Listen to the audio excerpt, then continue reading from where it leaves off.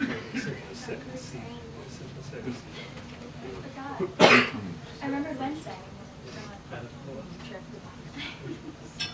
Got one of the days.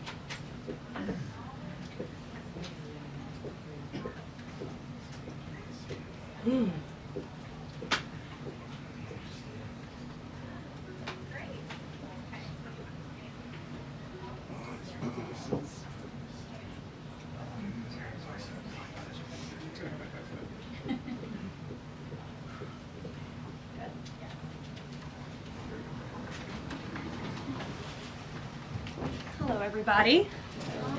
Good afternoon. Happy Monday. Happy St. Patrick's Day. I see a lot of us are very festive in our green. Peter Ducey, I like it. First today, I want to address the devastating tornadoes and storms that have impacted many states throughout the South and the Midwest. As of this morning, more than 40 innocent lives have been lost, and many communities have been totally destroyed. The President has been actively monitoring the situation, and the Trump administration is engaged with governors and local officials to restore affected communities and livelihoods. Everyone impacted is in our prayers, and President Trump is fully prepared to assist state and local officials as they recover from the horrific damage. The President has had a very busy weekend, making our country and the world a much safer place. President Trump ordered decisive military action against the Houthi terrorists in Yemen. These Houthi terrorists have engaged in piracy, violence, and terrorism against American ships for years under the Biden administration, costing billions of dollars and putting innocent lives at risk. Joe Biden's pathetic weakness invited these unacceptable attacks. But there's a new sheriff in town, and his name is Donald Trump. And the world is officially on notice. America has a commander-in-chief whose peace-through-strength approach is unwavering and should not be tested. As the President said, no terrorist force will stop American commercial and naval vessels from freely sailing throughout the world. Houthi terrorists and their Iranian backers should not cross President Trump again, and the President has made that clear today. On another important matter, President Trump signed a proclamation invoking the Alien Enemies Act regarding the invasion of the United States by the foreign terrorist organization Tren de Aragua. At the President's direction, the Department of Homeland Security carried out a counter-terrorism operation deporting nearly 200 violent Tren de Aragua terrorists, which will save countless American lives. Thanks to the great work of the Department of State, these heinous monsters were extracted and removed to El Salvador, where they will no longer be able to pose any threats to the American public. Tren de Aragua is one of the most ruthless terrorist gangs in the world, and they are responsible for some of the most heinous crimes that have occurred in our nation's history in recent years, including the savage murders of beautiful Laken Riley and Jocelyn Nungray. President Trump promised Laken and Jocelyn's families during his campaign that he would demand justice for their beautiful girls, and that's exactly what he did. As the President acknowledged during his inaugural address on January 20th, he pledged to invoke this act, and he has no higher responsibility than to defend our country from threats and invasions. President Trump will continue his historic efforts to seal the border and prevent these illegal invaders from coming here in the first place. As the New York Times is acknowledged over the weekend, President Trump's policies are working. Here's how the Times summed it up. Illegal crossings at the U.S.-Mexico border are down to their lowest level in decades. Once crowded migrant shelters are empty. Instead of heading north, people stranded in Mexico are starting to return home in bigger numbers. The border is almost unrecognizable from just a couple of years ago when hundreds of thousands of people from around the world were crossing into the United States every month in scenes of chaos and upheaval. This is the Trump effect in action. And again, those are the words from the New York Times. We didn't need a border security bill. We just needed President Trump. All of these actions taken together are contributing to a wave of optimism about the direction of our great country. According to brand new polling from NBC News, more registered voters say the United States is heading in the right direction than at any point since early 2004. Americans support President Trump's common sense approach that's getting our country back on track in record time. Meanwhile, the president's critics can't say the same. That same new NBC poll also found that the Democrat Party has reached an all-time low in popularity. It turns out when you let your hatred of President Trump get in the way of doing what is best for America, the people reject you. Who would have thought? Joining us today in our new media seat is Kelly Meyer. She is a White House correspondent with News Nation. News Nation started in 2021 and is one of America's fastest growing cable news networks with a focus on news for all of America. It's part of a larger ecosystem, Nexstar, which is home to News Nation, the political website The Hill, the broadcast network The CW, and local Nexstar stations. With that, kick us off, please, Kelly. Thank you, Karoline. What do you say to Americans who want safe streets but are concerned due process is being violated? The president is using every lever of his executive authority and his constitutional authority within the bounds of the immigration laws of our country to ensure that our streets are safer for law-abiding American citizens. And this administration is focused on detaining, arresting, and deporting illegal criminal aliens. And as you saw this past weekend, the president used his authority under the Alien Enemies Act to deport foreign terrorists. Tren de Aragua is now a designated foreign terrorist organization. And as I said, there were nearly 200 Tren de Aragua members who were sent to El Salvador this weekend. Countless lives will be saved because of this action. And if you talk to the families, the Angel families, as I mentioned, Blake and Riley and Jocelyn Nungray, they understand the grave cost of life at the hands of these illegal terrorists. And the president is proud to deliver on that promise for them. And just to follow up on that, this will be challenged later today in the courts. Does the president, does this allow him to defy the court order without having this the checks and balances and the separation of power? No. In fact, this administration acted within the confines of the law, again, within the president's constitutional authority and under the authority granted to him under the Alien Enemies Act. We are quite confident in that, and we are wholly confident that we are going to win this case in court. Peter. Thank you, Karoline. If you guys can't send 200 Tren de Aragua terrorists at a time to El Salvador, where are you going to send them instead? It's a very good question.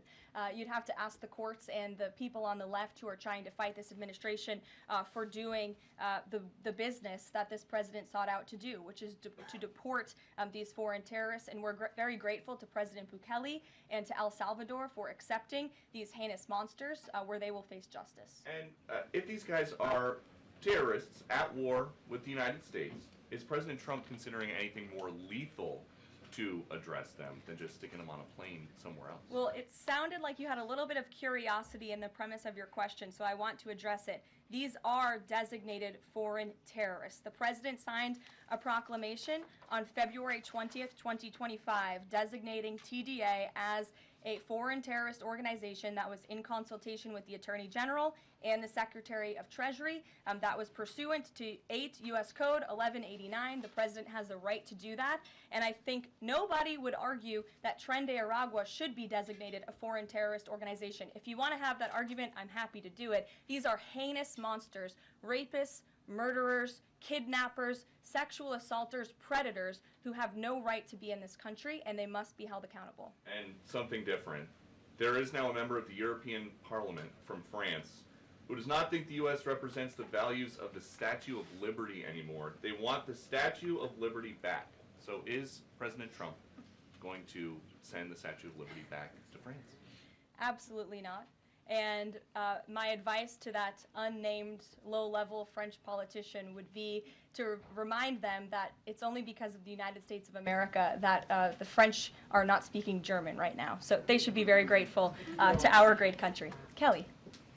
Is the administration prepared to give the court what it wants in terms of the time of the flights that departed, that went to El Salvador, and some of those details that the judge is asking for in trying to determine the timing? Clearly, the 5 named individuals were not deported That's in right. compliance, but looking more broadly, wanting to know about the timing of flights and so forth, because the verbal order did say turn around the flights if there's an issue. So is the administration prepared to provide that information? I'm prepared to provide it right now. All of the planes that were subject to the written order, the judge's written order, took off before the order was entered in the courtroom on Saturday, and the administration will, of course, be happily answering all of those questions that the judge poses in court later today.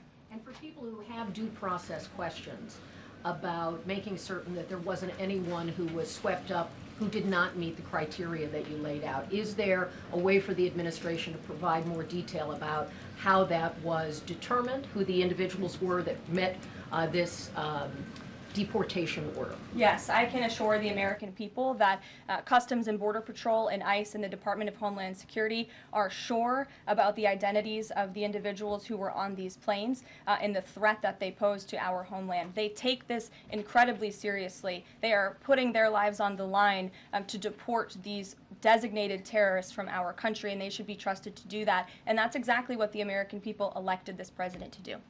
Thanks, Caroline.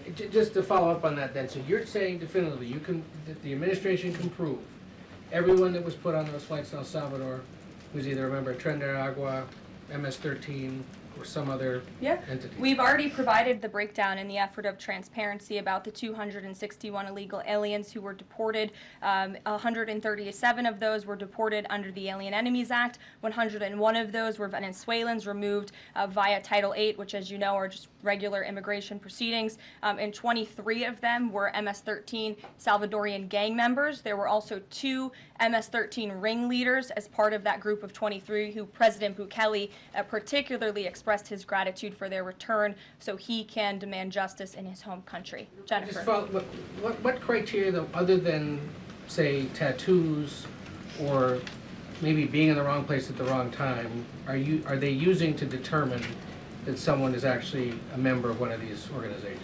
Intelligence and the men and women on the ground in the interior of our country who are finally being allowed to do their jobs. Their hands were tied under the previous administration, and as I said, they take their jobs very seriously. They should be trusted and respected by the American public with this operation, and of course, as I said to Kelly, the administration will provide all details to the questions that the court poses. Jennifer. One more follow-up on that. Can you say how much the U.S. is paying El Salvador to imprison these Venezuelans? And then a different question on Russia. I was wondering if you could give us an update on the ceasefire negotiations, and is there anything you can share on the list that Putin passed along to President Trump for the things he's requesting? Sure. To your first question, it was approximately $6 million to El Salvador for the detention of these foreign terrorists. And I would point out that is pennies on the dollar in comparison to the cost of life and the cost it would impose on the American taxpayer to house these terrorists in maximum security prisons here in the United States of America. And I would echo the message of our Secretary of State, Marco Rubio, who expressed his gratitude to President Bukele and El Salvador's government for their cooperation in this deal. As for Russia, as you know, the president announced last night on Air Force One on his return from his very busy weekend in Florida that he will be speaking to President Putin tomorrow. I won't get ahead of those negotiations, but I can say we are on the 10th yard line of peace, and we've never been closer to a peace deal than we are in this moment. And the president, as you know, is determined to get one done. Caroline? Sure. I have 2 questions for you. One on the flights, but first on the president's post overnight, saying that the pardons that were issued by President Biden preemptively to members of the January 6th committee, that they're now null and void. Have attorneys here at the White House told President Trump that he is the legal authority to undo a pardon simply because it was signed by auto pen, as he said? The president was begging the question that I think a lot of journalists in this room should be asking about whether or not the former president of the United States, who I think we can all finally agree was cognitively impaired. I know it took people some time to finally admit that, but we all know that to be true, as evidenced by his disastrous debate performance against President Trump during the campaign. I digress on that. But the president was raising the point that did the president even know about these pardons?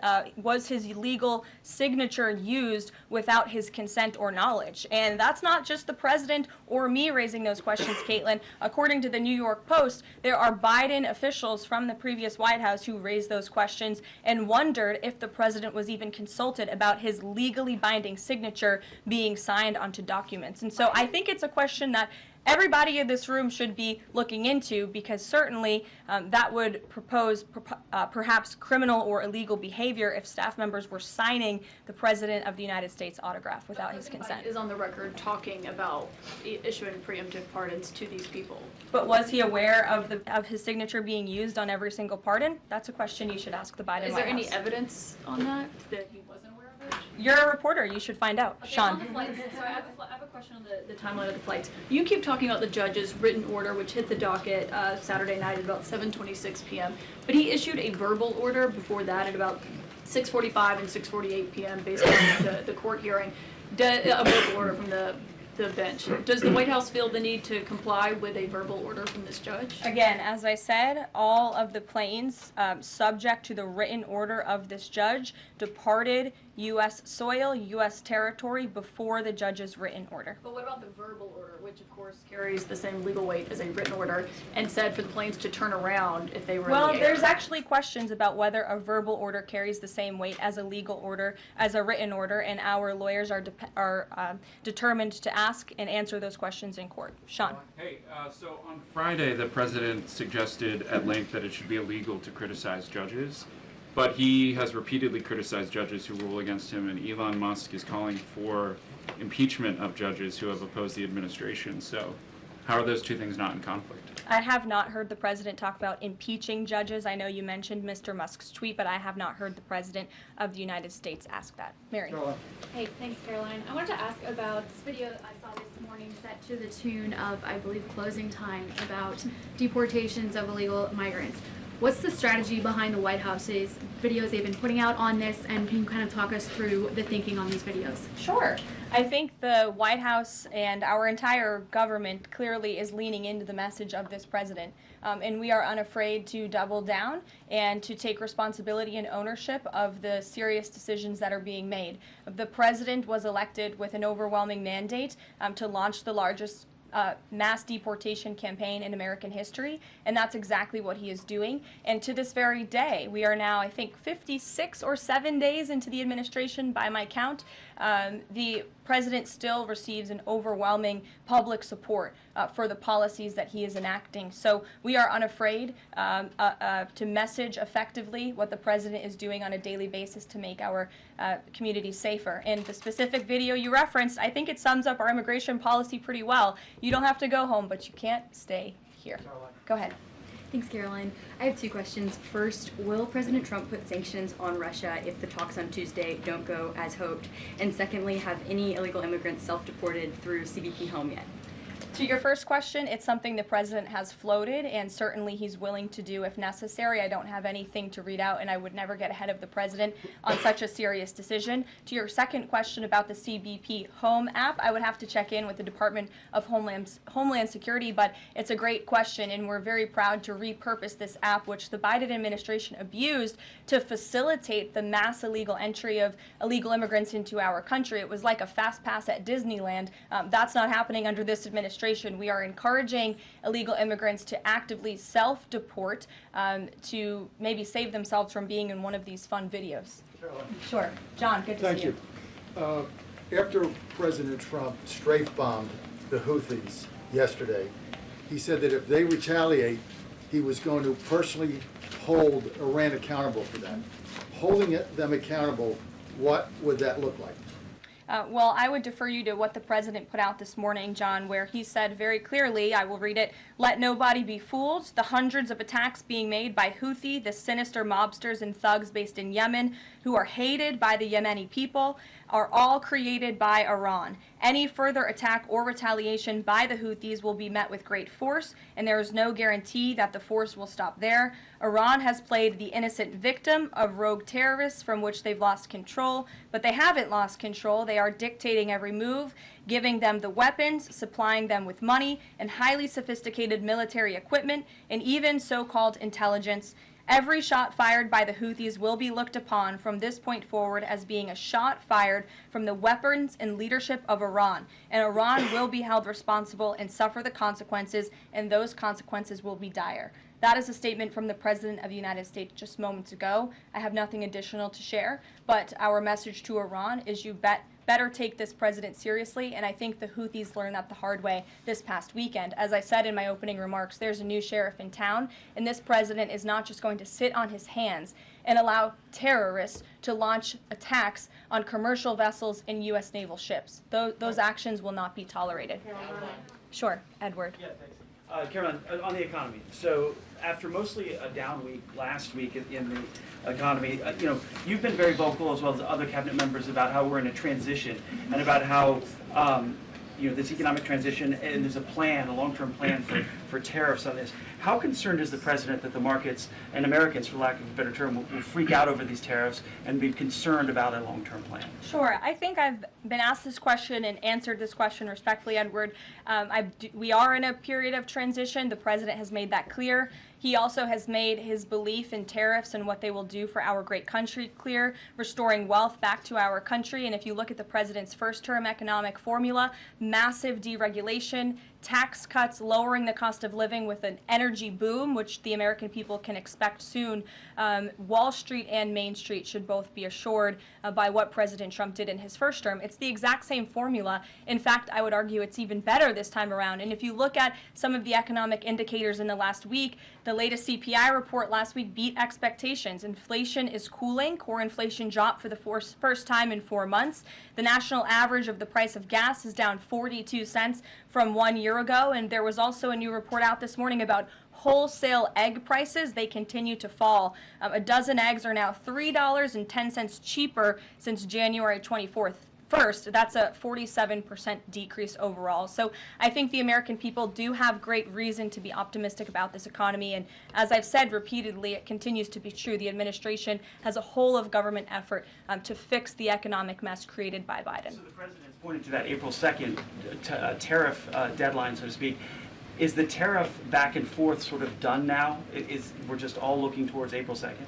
Well, I think the president would tell you that all options are always on the table, and he's always ready to respond if he feels the United States is being unfairly treated by our allies and also our competitors around the world. But yes, the April 2nd day is a big day for the country, as the president has said. Reciprocal tariffs will go into effect. We'll have more details on that as the date nears, but our entire trade team, Secretary Lutnick, Secretary Bessent, the vice president has been quite involved in these talks and discussions as well about what that will look like. And the president, as you always do, you will hear from him directly on it. Deborah Saunders, how are you? Fine. How are you doing, Caroline? Good, thanks. Former pardon attorney Elizabeth Boyer believes she was fired for refusing to sign off on a move to restore gun rights to actor Mel Gibson. DOJ's Todd Blanche says no. But I want to know, is the administration dedicated to restoring gun rights to felons who served their times? I ask this because I've talked to people who were pardoned. They felt that was important. Of course, this isn't necessarily for a pardon. What is the president's thinking on this issue? After you've served your sentence, should you have gun rights? It's an important question. It is one I have not spoken to the president about on his views, but I will take it to him this afternoon. I will tell him you asked, and we will get you an answer. You're welcome. Jonathan.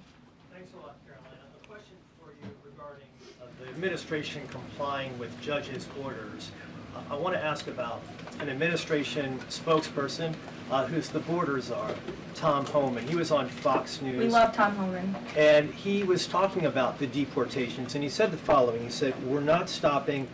I don't care what the judges think," which seems to me, just reading that, that you don't care what orders come from the federal bench. Is that the case? Can you clarify that, please? Well, I think since you just quoted Tom, I'll quote Tom. He said, I don't care what the judges think, but I can assure you that the administration is complying with the court order. And as I've said repeatedly from this podium, all of the flights that were subject to the judge's written order departed before the written order, and we are prepared to make that case in court later this afternoon. And then if I could, on Russia, the president, as you pointed out, Karoline, made some remarks on Air Force One coming back from Florida, and he seemed to indicate that the conversation tomorrow concerns essentially dividing up assets, dividing up territory associated with the war in Ukraine. Has President Zelensky given President Trump that authority? Is that what is going to take place tomorrow? Well, as you know, the president and his entire national security team have been engaged directly with President Zelensky and the Ukrainian team, and that has been part of the discussion between the president's team and the Ukrainians. As for where those lines will be drawn or any specifics, I am not going to get into that from this podium. It would be unwise for me to get ahead of the president's call with President Putin tomorrow. But again, I can assure you, in the effort of transparency, as this president always does, you will hear from him or one of us directly after that phone call tomorrow. Reagan. Thank you, Caroline. There's a lot of focus on the judicial branch right now. The president has about 40 judicial appointments that he could make at this moment. Do you have an update on what the timeline would look like for those judicial appointments? And does the president have a list of potential nominees that he's vetting? I do not have an update on a timeline, nor do I have a list, but I can certainly have our team gather that for you and provide it. You're welcome. Sure. Go ahead. Sure. Thank you, Caroline. So the president is visiting the Kennedy Center this afternoon to attend a board meeting. A question about what happened a few weeks ago. The Kennedy Center got bomb threats targeting a performance by Shingun Performing Arts, which is an American company showcasing China before communism. This company has been targeted, unfortunately, by the CCP for years. I'm wondering if this administration has a response to this, and also as the president is putting an emphasis on arts and culture, what's the administration's message to potentially foreign state actors who are trying to disrupt that in the U.S.? Don't disrupt it.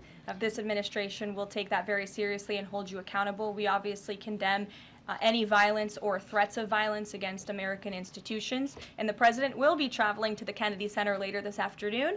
I look forward to going with him. As you know, he is now the chairman of the board of the Kennedy Center, where he hopes to restore arts and culture that embrace American tradition, don't disparage it, as we have unfortunately seen over the past several years. The president will be doing a tour of the center. In his business developer mind, I'm sure he will make some recommendations on how the center itself can be improved, but also we'll be discussing perhaps some future plays and musicals and theatrical programs that the center will be hosting under his new leadership and the board's new leadership. Daniel.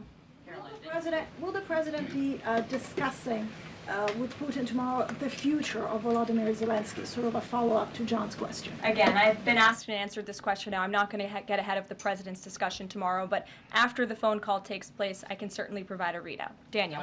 Caroline, thank you so much. You mentioned earlier in the briefing that you guys are at the 10-yard line of peace. Given the amount of progress that you've made in such a short amount of time, is that an indictment of the previous administration's foreign policy stance, and is it just more proof that you need to talk to people to sort of get things done? I think so. I think the previous administration is the reason this war began. As President Trump often says, this war would have never started if he were still in office. It only started because of the incompetence and the weakness of the previous administration, and President Trump is very proud of the progress that he and his team have made in such a short amount of time, and hopefully tomorrow that progress will move forward. Sure. Thanks. There have been some media reports just in the last few hours that the administration has decided to withdraw from the International Center for the Prosecution of the Crime of Aggression against Ukraine, which is designed to hold Putin accountable for war crimes. Are you able to confirm that? And if that has occurred, why has that occurred? I'm not able to confirm it because I have not heard that. I will caution, I know there have been many inaccurate and misleading reports from Reuters lately, so I would caution anybody taking that seriously, but I can check in and get back to you. Great, thanks, Caroline. Is it the president's belief that the Justice Department should be investigating members of the January 6th Select Committee? Is he directing the DOJ to do that? As the president made it very clear in his address on Friday, I believe some of you were there, I was there, he made his vision for what he would like to see of the Department of Justice very clear, but he said that he has appointed great people in Attorney General Pam Bondi and also in our FBI Director Kash Patel to do what they think is best for our justice system and to stop the weaponization of justice that we saw under the previous administration against not just President Trump but his supporters as well. We want to restore the Department of Justice to an institution that focuses on fighting law and order and crime and putting real criminals behind bars, not targeting Americans because of their religion or their political speech. We saw that under the previous administration and it's unacceptable to this president. And just to follow up really quickly on just Homan's comments from earlier. A few weeks ago in the Oval Office, the president said he will always abide by the courts. We heard what Tom Homan said earlier today. So I'm only asking just to be clear for the American people.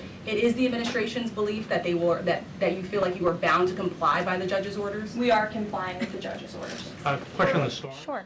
What role does the president see for FEMA with these storms? He's talking about getting rid of FEMA, states handling their own disasters. Does he plan to change how the federal government responds to these storms? There hasn't been a change yet. That doesn't mean there couldn't be in the future. But as of right now, the president, the entire administration are actively monitoring the storms, as I said. In fact, before I came down here, there was an email note in my inbox from the Department of Homeland Security on what they are actually doing state by state across the board. So rest assured, Secretary Noem and her team is on it, and I would defer you to the Department of Homeland Security for any further details. One more question. The president referenced power plants with a conversation with Vladimir Putin. What is he referring to with power plants? What is that? There's a power plant that is on the border of Russia and Ukraine that was up for discussion with the Ukrainians, and he will address it in his call with Putin tomorrow. The nuclear plant. Correct. Okay. Yes. Do you have a question? Yes. Okay. I wanted to ask you if you would be releasing more granular data about the people who were sent to El Salvador this week. Particularly, will you be releasing their names? I don't believe so because of the privacy concerns at this point in time. That doesn't mean we won't eventually. I would defer you to the Department of Homeland Security for more details on the individuals on the flights, but we have been incredibly transparent in giving you the breakdown of the numbers and also some of the crimes committed by these heinous criminals and individuals: kidnapping, sexual abuse of a child, robbery, aggravated assault on a police officer. I would remind everybody in this room that Tren de Aragua is a foreign terrorist organization operating within the United States of America because the previous administration allowed them to invade our country. These are monsters who tortured, raped, and murdered a 12-year-old Jocelyn Nungre. They murdered 22-year-old nursing student Laken Riley. They led a multi-state sex trafficking operation involving smuggling women into the United States, holding them in stash houses in Louisiana, Florida, New Jersey, Texas, and Virginia, and forcing them into prostitution. They kidnapped and murdered a 33-year-old woman in Texas. They sexually and physically assaulted a woman and her daughter in Wisconsin. They conducted a mass shooting in Illinois. They peddled untraceable ghost guns across New York City, took over an Aurora, Colorado apartment complex where they kidnapped and tortured victims. And by the way, many of you in the mainstream media said that didn't happen. It turned out that it did. And because of the effective immigration policies of this administration, those foreign terrorists were detained and they are no longer operating on American soil, and we have President Trump to thank for that. We'll see you guys later at the Kennedy Center. Thanks so much. Thanks, Caroline.